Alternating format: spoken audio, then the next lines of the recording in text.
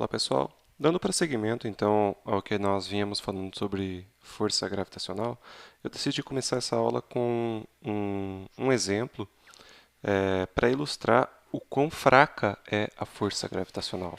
Eu teci alguns comentários sobre isso na última aula, sobre o fato de que a força gravitacional, na grande maioria das vezes, ela é desprezível. Ela só é relevante quando pelo menos uma das massas seja extremamente imensa, tipo um planeta. Mas, na prática, todos os objetos que possuem massa se atraem mutuamente. A questão é quando que isso passa a ser relevante. Então, esse exemplo é um exemplo numérico para a gente ter essa noção. Então, é o seguinte. Qual seria, aqui tem um errinho, né? Qual seria o diâmetro de duas esferas de ouro, e eu já vou dizer por que eu escolhi esse material, o ouro, para que quando encostadas, então você tem duas bolas encostadas uma na outra, a força de atração gravitacional mútua entre elas seja de 1 newton. Gente, 1 newton é bem pouca força. Pra você ter uma ideia, 1 newton seria equivalente ao peso de 100 gramas, em torno disso. Uma latinha de Coca-Cola, quando cheia, tem 360 gramas. Né? Então, pensa assim, sabe a latinha de Coca-Cola quando falta só um terço para acabar? Pensa no peso que ela tem. Aquele peso é em torno de 1 newton. Então, é bem pouquinha coisa. Basicamente, é o peso de 100 gramas. Então, o que você tem aqui? Aqui está faltando só uma informação. Eu preciso da densidade do ouro. A densidade... O ouro é um material bastante denso, por isso que eu escolhi esse. O símbolo é AU, é de 19 toneladas e 300 quilos, ou seja, 19.300 por metro cúbico. A gente não falou ainda sobre densidade, mas eu vou precisar utilizar esse conceito aqui nesse exemplo, que é a massa que tem para cada unidade de volume. Então, o que nós temos aqui? Você vai ter duas bolotas de ouro, cujo raio eu não conheço, mas eu quero conhecer baseado no fato que quando ela se encosta em uma bolota igual, deve ser bem caro, né? O ouro é um material bastante caro.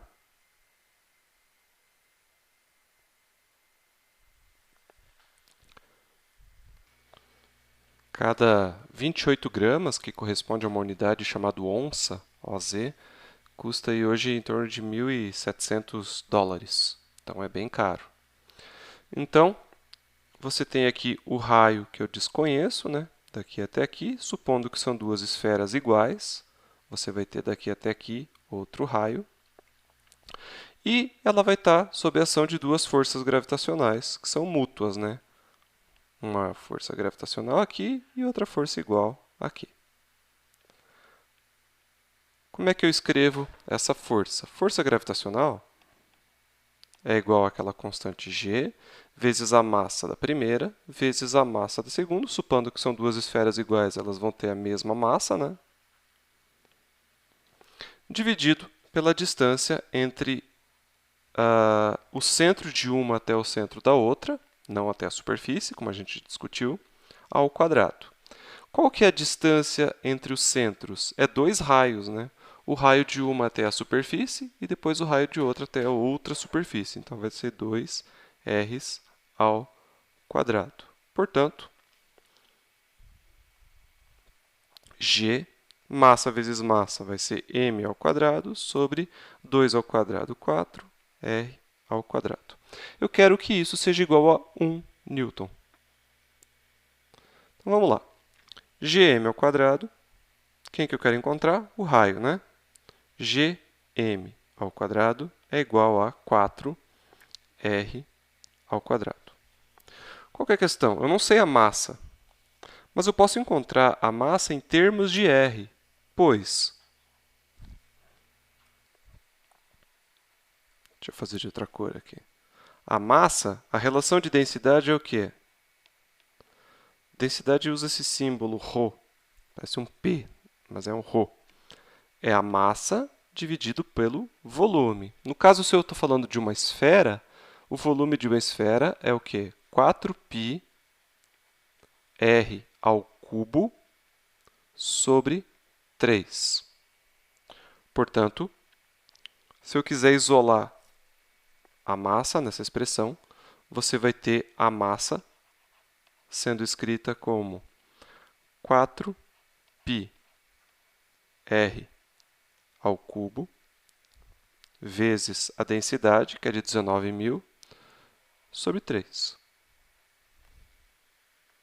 Então, o que dá para fazer? Você pega toda essa expressão aqui e coloca no lugar da massa nessa relação aqui em cima. Como é que você vai escrever ela? Constante gravitacional G, que multiplica 4πr ao cubo ρ sobre 3. Isso aqui está elevado ao quadrado, porque a massa ao quadrado é igual a 4π quadrado. G, que multiplica, leva tudo isso aqui ao quadrado. 4 vezes 4, 16, né? 4 ao quadrado. Π ao quadrado, r ao cubo ao quadrado vai ficar r na sexta, densidade ao quadrado sobre 9. Aqui não é igual, tá? Multiplicação.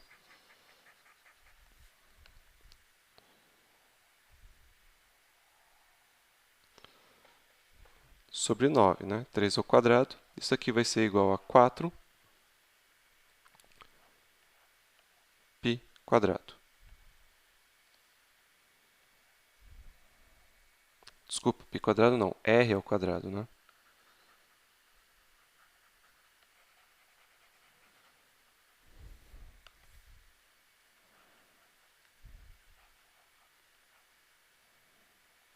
Que é esse r ao quadrado que eu tenho aqui, ó. Pronto, a única incógnita que eu tenho aqui é o r. Tá? Então, este r ao quadrado cancela com este 6, que vai ficar 4, né? Vai cortar 2. Este 4 cancela com este 16, vai se tornar 4. Portanto, g, que multiplica 4π quadrado, r na quarta, ρ quadrado, aqui vai ter 1, né? Passo 9 multiplicando 1, vai dar 9. Isola o raio, que é quem eu quero encontrar, vai ser a raiz quarta, porque o r está elevado à quarta, de 9 dividido por g, 4π quadrado, ρ quadrado.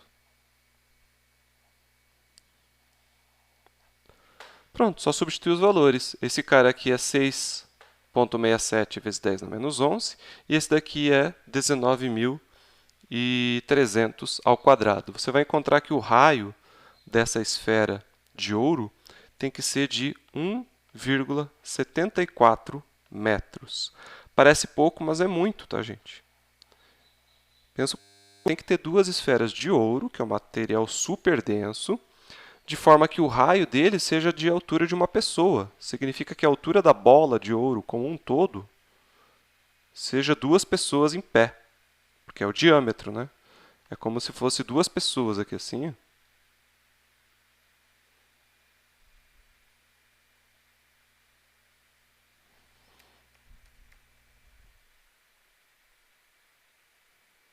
Em pé, para ficar da altura da bola de ouro necessária para que ela possa atrair com 1 newton uma outra bola igual a ela. Então, a força gravitacional ela é tão pequena que ela precisa de massas tão enormes. Dá até para fazer a conta de quanto que custa uma bola de ouro desse tamanho, né? Qual que seria a massa dessa bola? Ora, é a densidade que multiplica o volume, né? Qual é o volume da esfera? 4πr ao cubo sobre 3, né?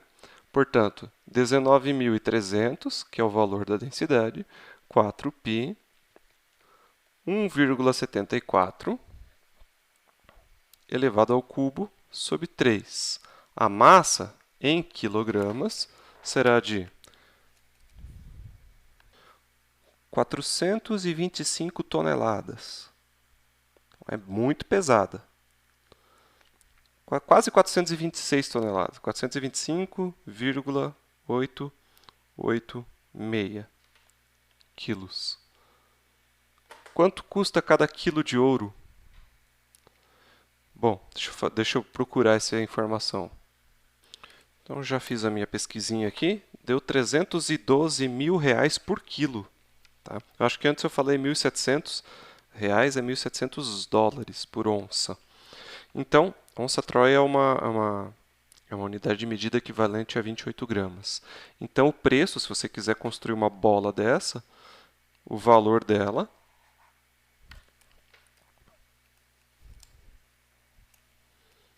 caso você queira fazer essa experiência em casa, vai ser igual a 425,886 quilos, que multiplica 312 mil, deixa eu só verificar se é isso mesmo, 312.292. 312.292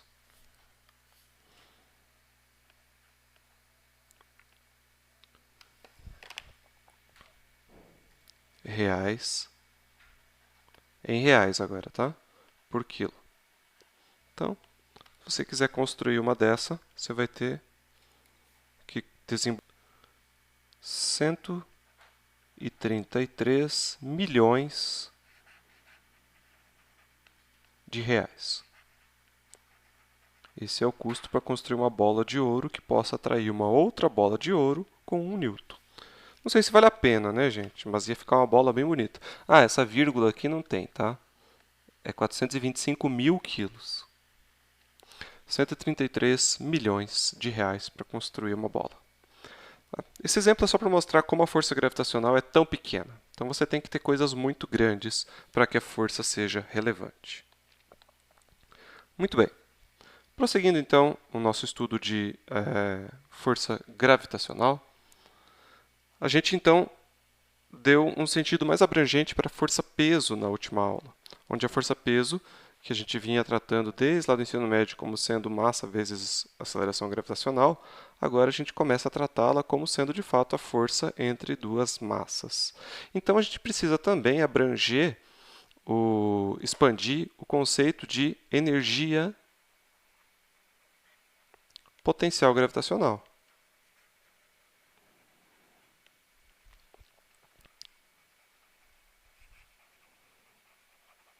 Ao tratar a força gravitacional ou a força-peso como sendo massa vezes Gzinho, que é o que a gente trata lá no ensino médio, em Física 1, isso leva você a concluir que a energia potencial é dada por mgh, certo? Agora, a gente está fazendo um cálculo onde a força gravitacional é g mzinho sobre a distância ao quadrado. E o que a gente quer responder agora é como fica a expressão de energia potencial gravitacional. A gente generaliza o conceito de força-peso, portanto, também precisamos generalizar o conceito de energia potencial. Gente, eu esqueci de enfatizar, mas só gostaria de deixar claro que esse G não tem nada a ver com este outro G. O G minúsculo é a aceleração. O G maiúsculo é uma constante da física. Então, valores diferentes e significados diferentes. Como é que a gente calcula a energia potencial a partir de uma força? Se essa força for conservativa, a energia potencial ela é igual ao trabalho realizado por uma força externa que se opõe a ela. O que eu quero dizer com isso? Imagina, fazer um parênteses aqui. Imagina que você tem uma mola presa a uma parede. Se você pega essa mola e você empurra ela para fora com uma certa força, essa força ela vai se opor à força elástica da mola, que vai te trazer no sentido contrário. Digamos que você consiga expandir ela, por exemplo, até aqui assim.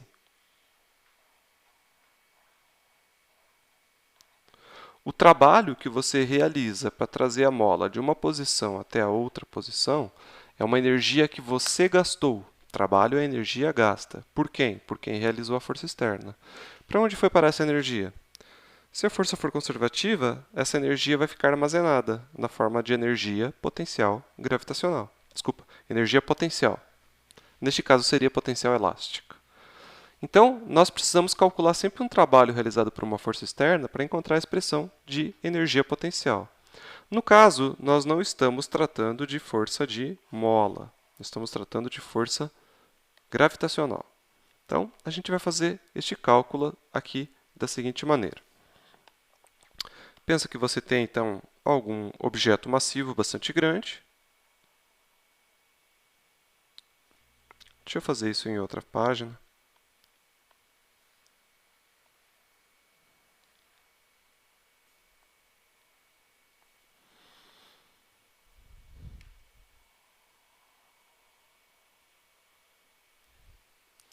Ele vai ter uma massa M maiúsculo, só para enfatizar que é uma massa grande. E você vai ter um objeto, sei lá, em uma posição radial, ou seja, a partir do raio, na direção radial, desculpa, RI. Ela está aqui.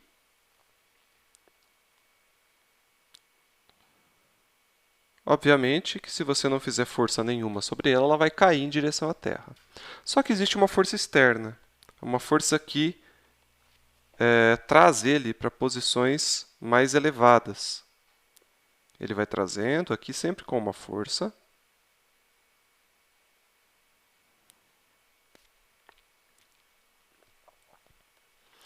Até que ele vem vindo, vem vindo, vem vindo, vem vindo, até chegar numa posição radial final.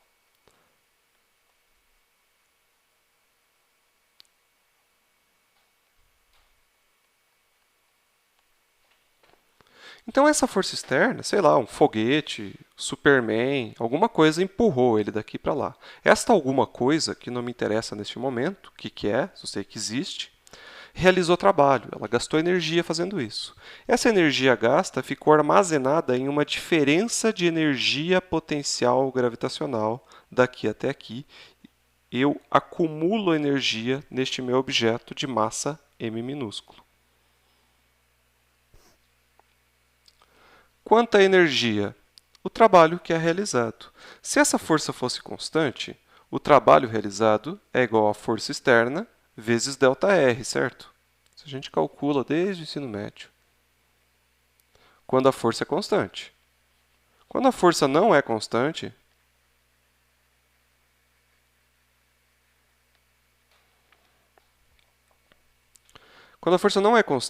você tem que fazer um cálculo de integral.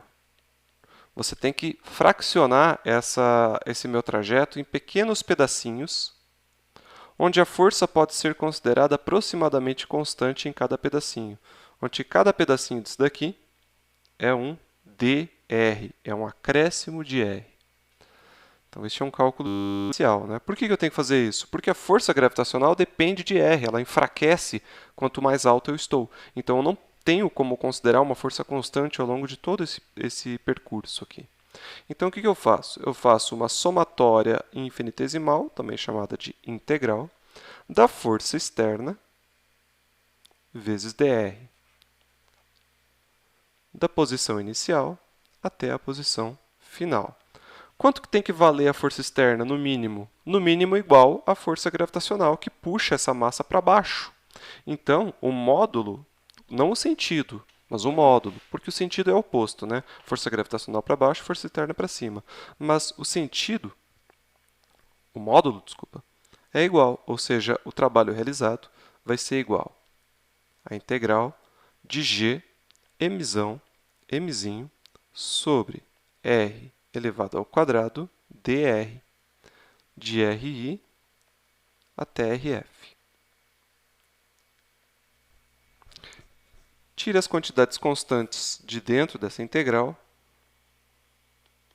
G mzinho da integral de RI até RF dr sobre r ao quadrado. Integral de 1 sobre x quadrado. A única coisa que ao invés de x estou chamando de r é menos 1 sobre x. Tá? Então vai dar menos g mzinho sobre r do ponto inicial até o ponto final. E isso aqui é igual à própria energia potencial gravitacional, certo? Então, o U, que é a energia, vai ser menos G emissão. Substitui os limites superior e inferior da integral definida. Dividido por RF, menos, outro menos, né? Porque é menos o limite inferior, emissão, emizinho, sobre RI. E isso, na verdade, é igual a um ΔU. Esqueci de pôr esse delta, ou seja, uma diferença de energia potencial.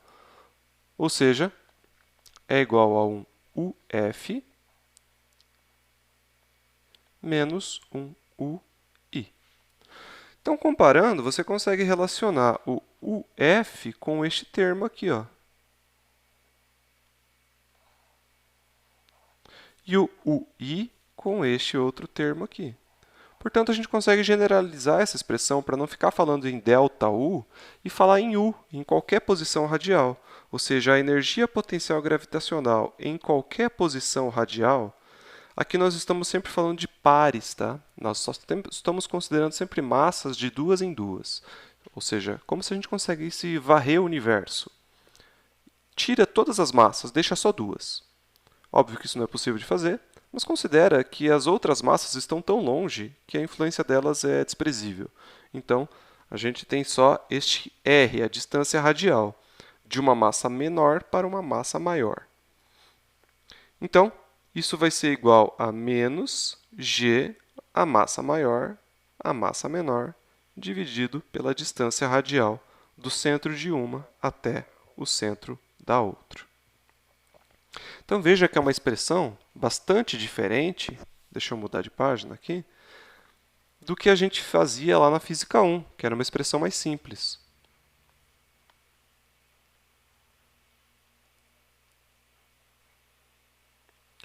A maior diferença de todas é o fato de que essa expressão aqui ela é sempre positiva.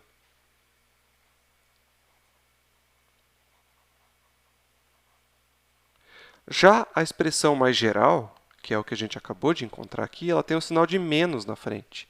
Então, ela é sempre negativa. Não confundir com a expressão da força, tá? Porque aqui o raio está sozinho. Na força, ele está ao quadrado. Então, a energia potencial gravitacional ela é sempre uma quantidade negativa. Então, parece uma coisa meio contrassensual, né? Como que uma energia potencial pode ser negativa? Ela pode ser negativa quando absoluta, porque, na verdade, o que se transforma em outras formas de energia, como a energia cinética, por exemplo, não é a energia potencial gravitacional inteira, e sim uma diferença de energia potencial gravitacional. E desde que essa diferença seja positiva, da final menos a inicial, você pode ter variações de energia cinética para mais ou para menos. O que eu quero dizer com isso? Eu vou esclarecer. A gente sabe, lá da Física 1, que se você aqui tem essa linha preta representando o nível do chão, e você tem uma bolota aqui. Melhor. Você tem uma bolota aqui no chão. E aí você sobe com ela até uma altura h aqui em cima.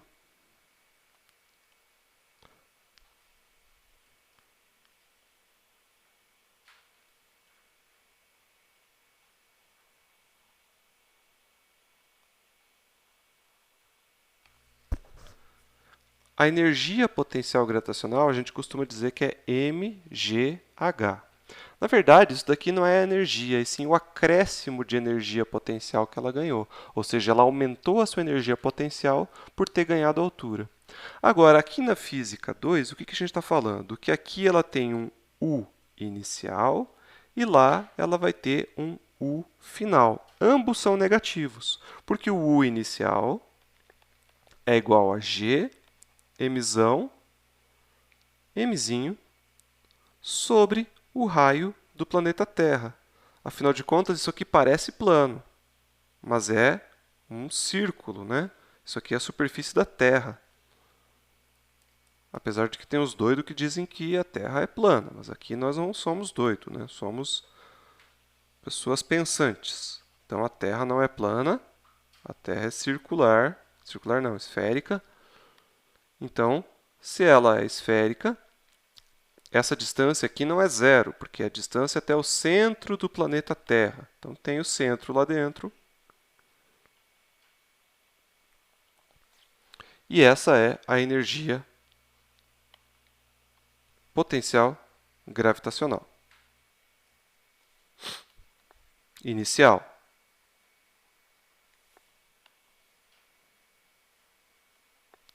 Aí, eu subi lá em cima, eu passo a ter aqui é negativa, né? Desculpa, esqueci do sinal de menos. A energia potencial final também é negativa. G, Mzão, Mzinho, sobre RT mais H. O que eu estou querendo argumentar com vocês é que, embora essas duas energias sejam negativas, o que importa para mim é o delta, a diferença. O delta U. O delta U é a energia final menos a energia inicial. Embora as duas sejam negativas, essa diferença vai ser positiva nessa situação. Porque apesar desse UF ser negativo, o denominador é maior. Portanto, é um negativo mais próximo de zero do que este negativo. É como se eu estivesse vindo aqui nessa posição de inicial de um valor muito negativo para um valor menos negativo. Portanto, a diferença entre ambos ela vai ser um valor maior do que zero. Então, não vai ser exatamente dado por essa expressão, mas quando a gente faz essa continha, para diferenças pequenas, ela fica bem parecida. Vamos ver um exemplo aqui para demonstrar isso? Então, vamos fazer a conta duas vezes, como a gente fazia lá na Física 1 e agora aqui na Física 2. Então, vamos supor que tem a superfície do planeta Terra. Você tem algum objeto que estava aqui e alguma coisa fez com que ele subisse até aqui, a uma altura h de 100 metros, por exemplo. Qual que é o ΔU que a gente calculava se estivéssemos lá na Física 1 ou no ensino médio? ΔU é mgh. Ah, eu esqueci de falar o m. Vamos supor que é, sei lá, 5 kg. Portanto, é 5 vezes 9,8 vezes 100. A variação de energia potencial é positiva, obviamente. 4.900 joules. Tá, isso aqui você já sabe fazer. Agora vamos fazer igual gente grande. O que é esse ΔU se a gente considerar a energia potencial gravitacional de acordo com a lei de gravitação universal? Ora, esse ΔU vai ser o quê? A energia lá em cima, que é menos G, Mzinho, sobre RT mais H, menos com menos, né? A energia lá embaixo. G, Mzinho, sobre RT. Então, substitui os valores. 6. Aqui eu vou ter que apagar esse traço que eu fiz, senão a linha aqui de cálculo vai ficar grandinha.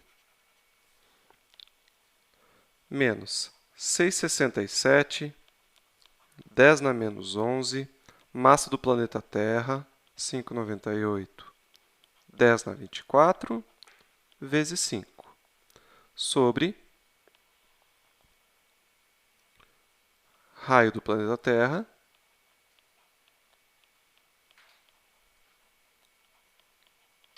mais 100, subtraído de menos 6,67, 10 na menos 11,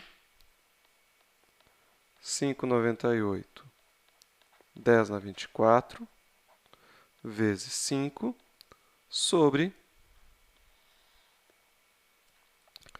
6,37, 10 na 6.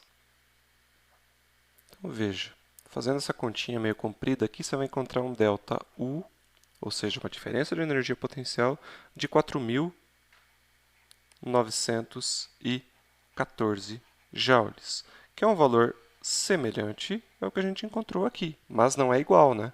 4.900 para 4.914. Então, este seria o resultado mais correto. Então, mesmo que a energia potencial gravitacional ela seja negativa tanto no fim quanto no início, o que importa é a diferença de energia potencial gravitacional. E essa tem que aumentar sempre que eu me distancio do objeto massivo, a Terra, por exemplo. Quanto mais longe da Terra, maior essa energia. E ela tem que cair quando eu me aproximo. Bom, então, esse foi um exemplo numérico, mas muitos exercícios que vocês terão que fazer, ele abordará casos de conservação de energia. As situações de conservação de energia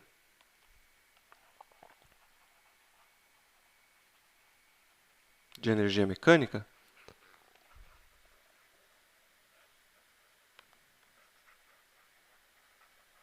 ela vai lidar sempre com a energia potencial gravitacional e a energia cinética se mantendo constante, ou seja, iremos desconsiderar as situações onde existem forças dissipativas, por exemplo, o arrasto do ar. Então, haverá alguns exercícios de lançamento oblíquo, por exemplo. Vamos sempre considerar que não tem atmosfera, ou que eu estou lançando o objeto de uma altura alta o suficiente para que a atmosfera já inexista. A atmosfera, por um valor bem redondo para vocês terem na cabeça, a gente pode considerar ela inexistente a partir de 100 km da superfície da Terra. Ou seja, se a partir da superfície você subir em linha reta durante 100 km, a atmosfera deixa de existir. Não existe um limite assim bem claro, na verdade ela vai se tornando gradativamente mais rarefeita, né? Mas é um valor para se ter em mente, assim, que você pode supor que dali para frente você pode desprezar ela. Então, nas situações de conservação de energia, o que você vai ter? Todos os problemas, por exemplo, de lançamento ou de um objeto que vai se chocar com a Terra, você tem que considerar sempre que a energia total no início é igual à energia total no fim. O que é energia total? A gente sempre vai considerar um par, tá? Sempre vai considerar massas interagindo em pares. Não vamos considerar o efeito de multicorpos. Por exemplo, um planeta no sistema solar, ele estará sob a influência do Sol, mas também de todos os outros planetas. Nós vamos desprezar. Sei lá, imagina que você está aqui com um objeto e depois ele veio parar aqui. Tá? Então, nós vamos sempre considerar o par de um objeto bastante grande, cuja velocidade pode ser considerada desprezível. A gente pode estar no Se você não quiser pensar que ela é desprezível, pensa que você está no referencial girando junto com ela. Então, a gente considera só essa velocidade aqui. Uma velocidade inicial VI. E aí, digamos que ela vai passar perto do planeta ou até talvez se choque com o nosso planeta. Uma velocidade VF. Ele estará numa situação inicial a uma certa distância do planeta RI e depois ele vai passar a ter uma distância do planeta RF. Sempre lembrando, distância sempre até o centro da distribuição de massa. Então, em situações como essa, muitas vezes a gente quer encontrar essa velocidade final. Então, como é que você faz? Se você só tem duas massas envolvidas, uma menor que se movimenta e uma maior que está praticamente parada, você supõe que a energia cinética é a energia somente do corpo em movimento, ou seja, m VI ao quadrado sobre 2, mais a energia potencial inicial. É igual a m VF ao quadrado sobre 2, ou seja, a energia cinética final, mais a energia potencial final. Só que a energia potencial é um termo naturalmente negativo. Então, apesar de ter um sinal de mais aqui, dentro do U tem o sinal de menos. Então, você vai ter m VI ao quadrado sobre 2 menos G, massa maior, massa menor, sobre a distância inicial, é igual a m VF ao quadrado sobre 2 menos G, massa maior, massa menor, sobre a distância final. Veja, nesses problemas, a massa de quem se movimenta acaba sempre sendo algo independente. Ela sempre se cancela. Nesse caso aqui, ela está em todos os termos. E não é só a exclusividade dos problemas de gravitação universal.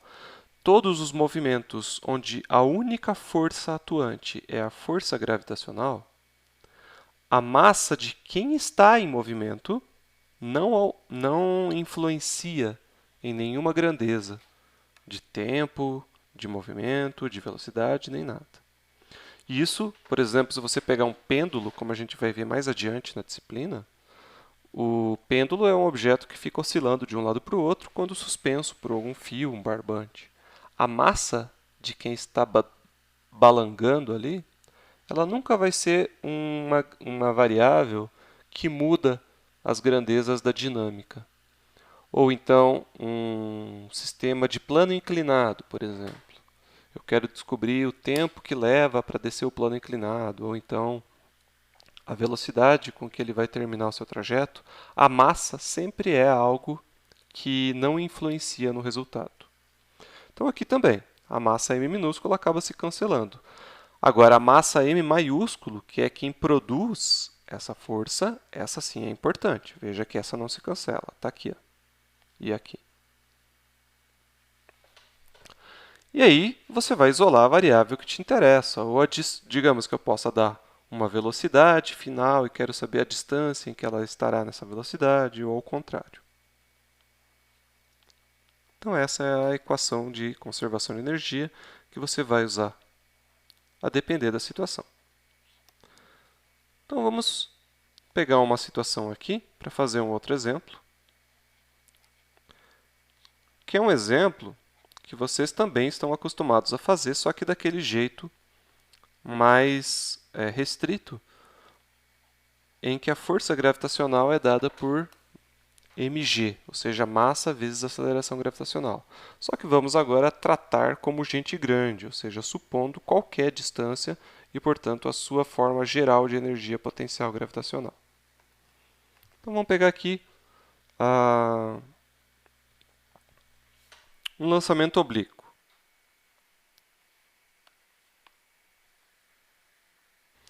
Então, a situação é a seguinte, você tem um objeto que foi lançado para cima. Eu falei obliquamente, mas pense que é verticalmente. Então, tem aqui o planeta Terra e, sei lá, você deu um tiro de canhão aqui, alguma coisa saiu com uma velocidade inicial muito alta. 1000 km por hora. E aí ele subiu, subiu, subiu, subiu, subiu, subiu, subiu, foi ficando mais lento até que ele chegou aqui numa posição onde a partir da qual ele começa a cair. E essa posição a partir da qual ele começa a cair vai ser o ponto em que a altura atingida foi máxima.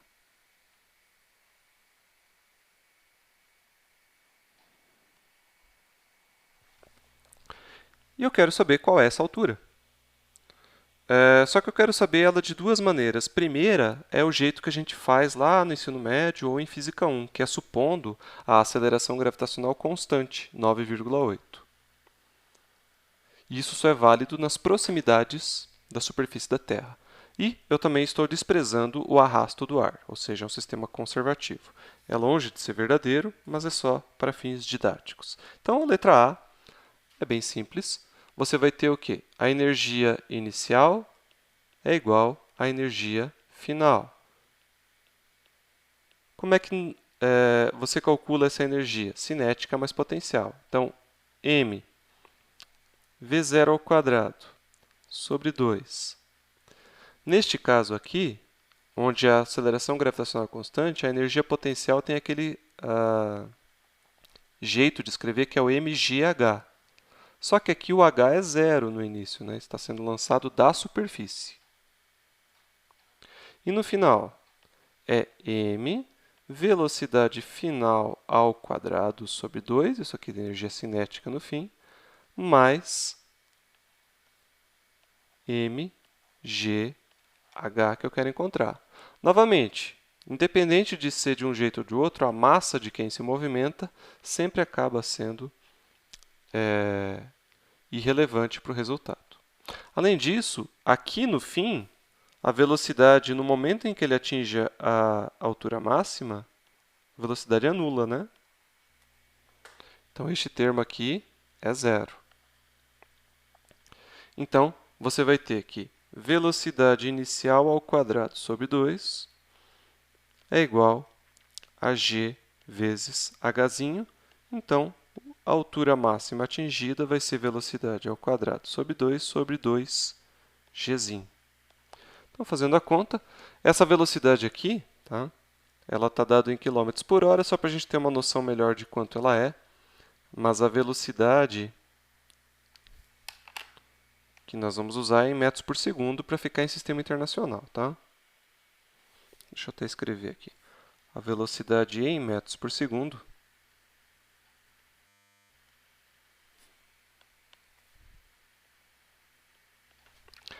tem que dividir por 3,6, né?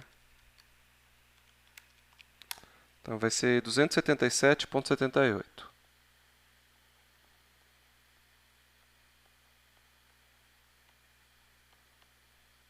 Portanto, substitui ali embaixo esse valor, 277,78 ao quadrado sobre 2 vezes 9,8. Hzinho, então, será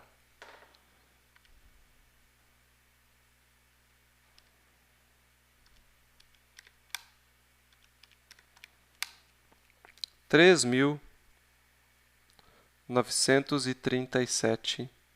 Eu vou colocar com vírgula aqui, 936,76 metros, ou seja, 3 quilômetros de altura atingida.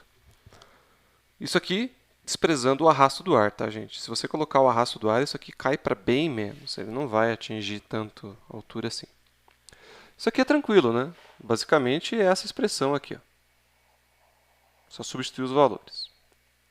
O que eu quero mostrar é a comparação disso se a gente considera a força gravitacional decaindo com a altura. Afinal de contas, aqui eu estou supondo que a força-peso é a mesma ao longo de todo o trajeto, constante. Na prática, a gente sabe que ela enfraquece à medida que ele vai subindo. Se a força atrativa vai enfraquecendo, espera-se que a altura máxima atingida seja maior do que essa. Então, vamos ver como é que fica. Como é que você faz o cálculo de energia, conservação de energia? Supondo, então, a expressão mais completa para a energia potencial gravitacional. A energia cinética não muda, né? M VI ao quadrado sobre 2 menos G Mzinho, essa mudou, né? Sobre RI é igual a M VF ao quadrado sobre 2 menos G Mzinho sobre RF. Como antes, a massa de quem se movimenta está em todos os termos, portanto, ela se cancela. E também, como antes, essa velocidade é zero, porque na altura máxima ele chega lá quase parando, porque depois disso ele inverte o movimento. Lembrando, este RI e aquele RF, essa variável aqui e essa variável aqui, representam a distância da massa em movimento até o centro do planeta Terra e não até a superfície. Beleza? Quem nós queremos encontrar? O RF, né? Porque a partir dele nós descobrimos qual é a altura máxima atingida. Deixa eu copiar essa expressão para um novo quadro.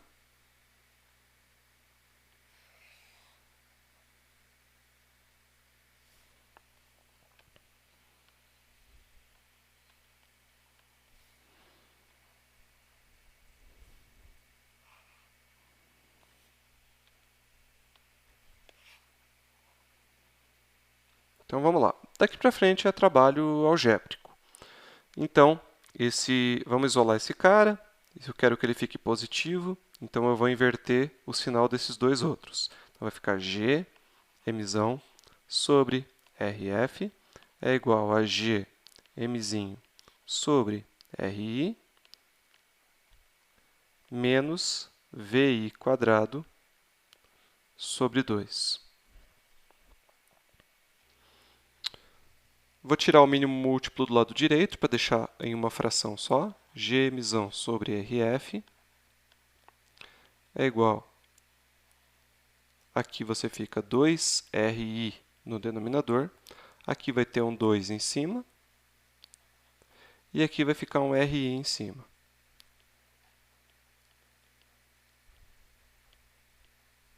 Que eu acho que eu chamei de V0, não VI, né? V0, tá? Desculpa aí.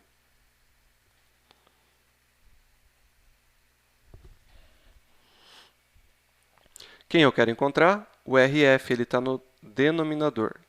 Então, você pode inverter, já que agora são duas frações, você pode inverter os dois lados. Ou, se você quiser, você faz o produto cruzado. Não importa. O que importa é que no final vai ficar com essa cara aqui, ó. RF sobre Gmzão. Inverte o outro lado também, vai ser 2RI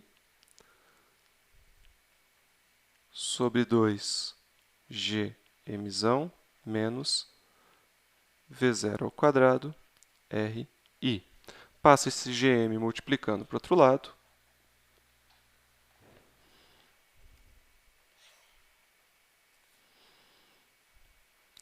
RF vai ser 2GmRI sobre 2Gm menos RI V0 ao quadrado.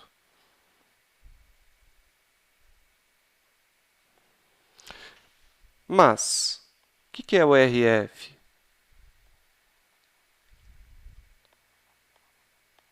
É o raio do planeta Terra mais a altura máxima atingida. Pensa, que eu tenho o planeta Terra, certo? O planeta Terra tem um raio RT, que a gente já falou, 6,37 vezes 10 na 6. Aqui está o objeto na sua posição final, um raio RF. Portanto, daqui até a superfície, você vai ter H. Por isso que eu falei que o RF é o H mais o RT. Eu não sei se eu já escrevi isso antes. Acho que sim, né?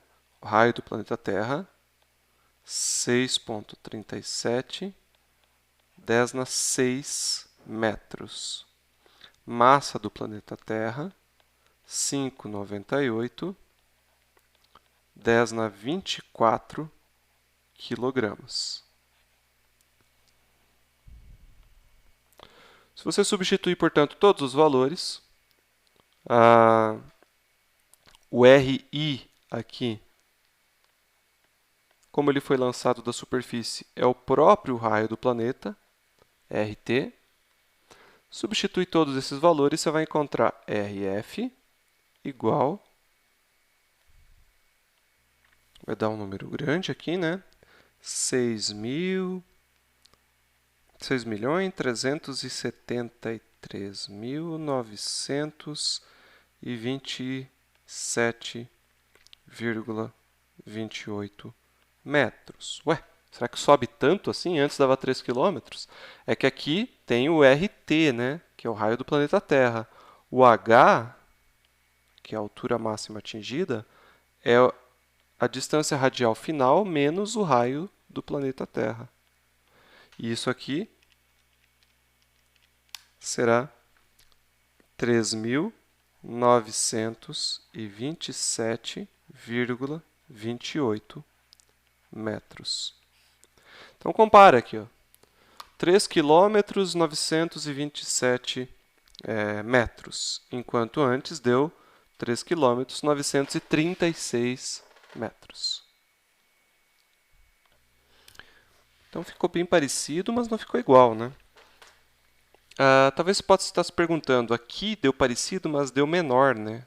3.927, enquanto aqui deu 3.936. E eu tinha dito no início o contrário. O cálculo supondo a aceleração constante deveria dar menor e não maior. Por que isso aconteceu? Por causa de um deslize meu. A aceleração gravitacional constante, que a gente considera na aproximação próxima à superfície, não é 9,8, e sim 9,83. Lembra? A gente fez esse cálculo em outra videoaula. Se você faz isso com 9,83, você vai descobrir que 277,78 ao quadrado sobre 2,83 vai dar 3.924. E aqui sim ela fica menor. Pouca coisa menor, tá? 0,81. E aqui sim ela fica menor, né? 3.924 e o cálculo mais correto, 3.927. Então, daí, 3 metros de diferença. Essa diferença vai ficar cada vez maior quanto maior for a velocidade de lançamento. Porque quanto maior for a velocidade de lançamento, maiores as alturas atingidas e, portanto, mais absurdo ficará assumir que a aceleração gravitacional não enfraquece com a altura, como de fato acontece. Beleza, gente? Para a gente concluir essa aula, seria interessante observar essa equação aqui. Ó. Eu vou passar ela para outro slide. Para mostrar que o fato de a velocidade de lançamento fazer com que a altura máxima atingida seja cada vez maior é um efeito no denominador dessa expressão. Vamos analisar isso. Oxi, o que aconteceu aqui? Copiou a expressão errada. Pronto. Então, o que acontece com essa expressão? Por que quanto maior a velocidade, maior vai ser a altura máxima atingida? Quanto maior for a velocidade, eu aumento este termo aqui inteiro. Ó. Aumentando este termo aqui, como eu tenho o sinal negativo na frente dele, eu torno todo o denominador menor. Ou seja, aumentando a velocidade, eu diminuo o denominador. E diminuindo o denominador, a fração como um todo aumenta, né? Quanto menor o denominador, maior o resultado da fração. Só tem um porém aqui. Quando você aumenta uma quantidade através de uma redução do denominador, tem um probleminha que acontece quando esse denominador for zero, né? Quando esse denominador for zero, a fração pode ser infinita. E isso aqui pode acontecer. Se 2gm menos ri multiplicado por v0 ao quadrado for igual a zero, que é o denominador, consequentemente, a altura máxima atingida no lançamento vai ser infinita, né? Qualquer número dividido por zero dá infinitamente grande. Nessa situação,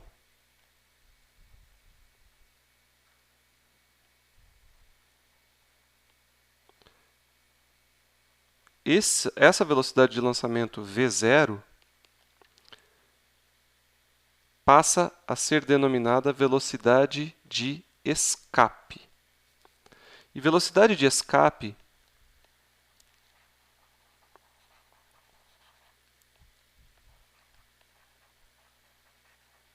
é uma velocidade de lançamento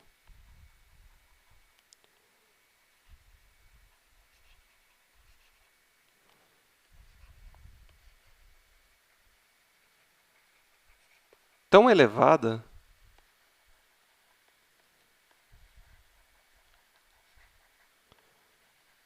que o objeto lançado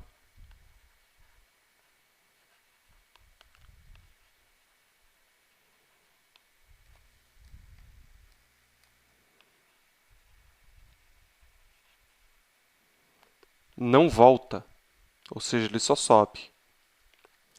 Em outras palavras, ele se liberta da atração gravitacional.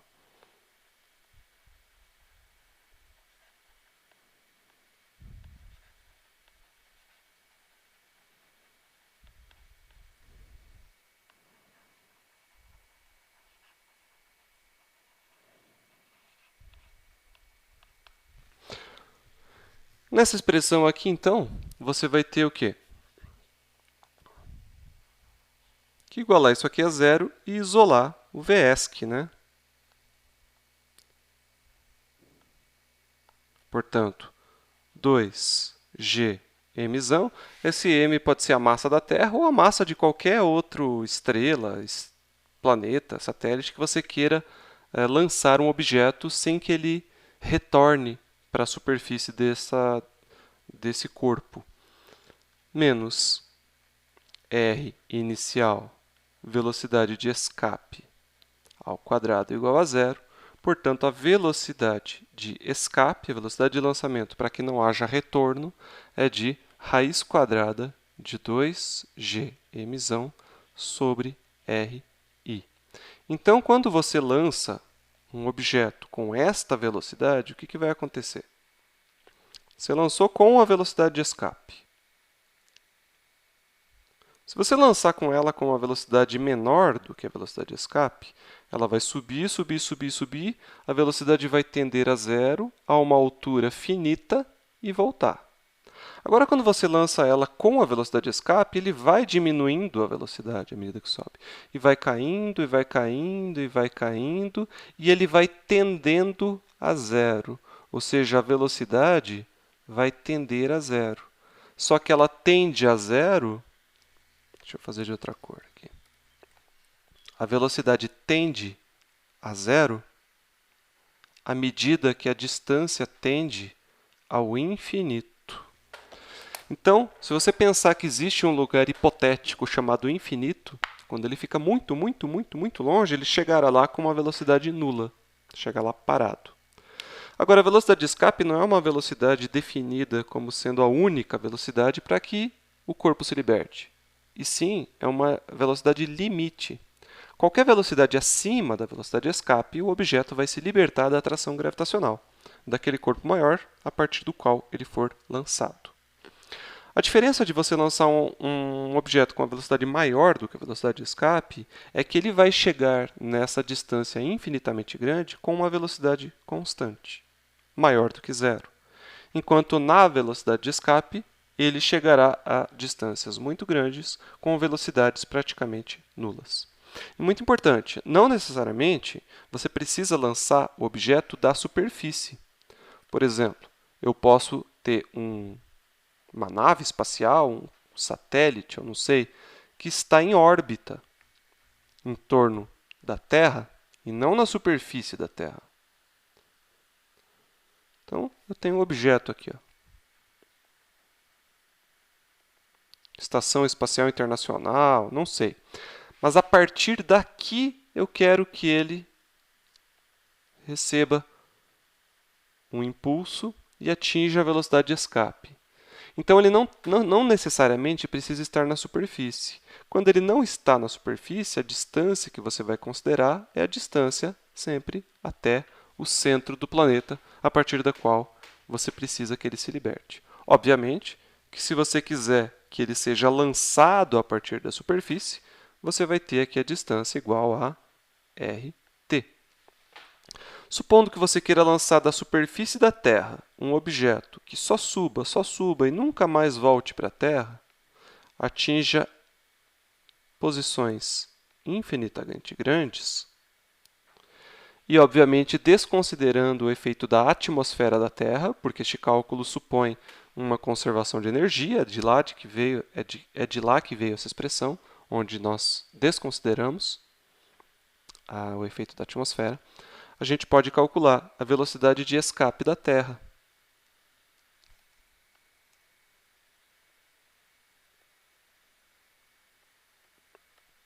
Igual a raiz quadrada de 2 vezes g vezes a massa do planeta Terra dividido pelo raio do planeta Terra.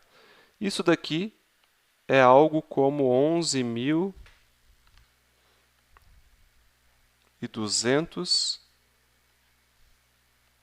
metros por segundo, o que equivale a 40.300 quilômetros por hora. Essa é a velocidade que algum objeto tem que ser lançado da superfície do planeta Terra para que ele se liberte. Obviamente que os nossos veículos espaciais, né, que são utilizados para carregar satélites em torno da Terra, eles não são lançados com essa velocidade, são lançados com velocidades menores. Primeiro, porque toda a energia cinética não precisa ser entregue de uma vez só, como se fosse um canhão. Esse cálculo que nós estamos fazendo é supondo que ele é lançado como se fosse um canhão, né? Toda a velocidade é entregue de uma vez só. Então, se o objeto tem uma propulsão onde ele vai acelerando gradativamente, ele pode ter velocidades menores. E além disso, a gente não quer mandar esses objetos para o infinito. A gente quer só mandar eles a uma altura suficientemente grande para que ele possa entrar em órbita fora da atmosfera. Então, nós atingimos velocidades bem menores do que essa no lançamento dos nossos projéteis aí. Beleza, gente? Então, as próximas duas aulas falaremos sobre órbitas, órbitas circulares e órbitas elípticas. Fiquem bem e até mais.